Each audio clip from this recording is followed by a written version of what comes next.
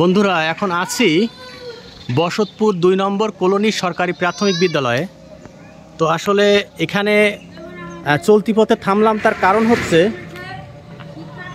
এখানে পানি জমে আছে। স্কুলের মাঠেই প্রচুর পরিমাণে পানি জমে আছে। সম্ভবত এটা আকাশের পানি,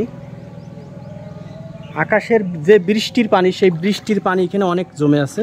তো সেই জন্য আসলে এখানে আমরা চলতি পথে দাঁড়ালাম, এইটা আপনাদেরকে দেখাবো। তাই এখানে দেখতে পাচ্ছি লেখা আছে বসতপুর ২ নম্বর কলোনি সরকারি প্রাথমিক বিদ্যালয়, নির্মাণ 1994 ও 96।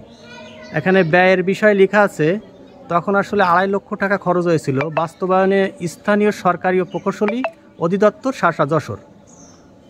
তো এই হলো অবস্থা।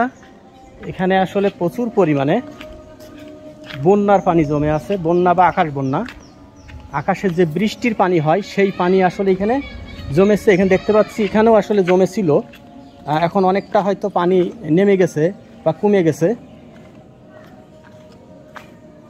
এই হলো অবস্থা স্কুলের।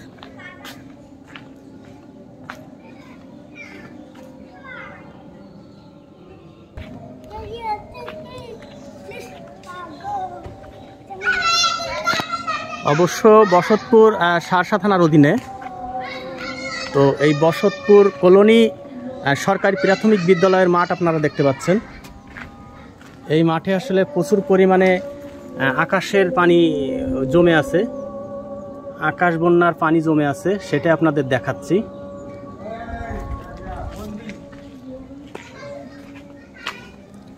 এর পাশেই একটা মসজিদ আছে।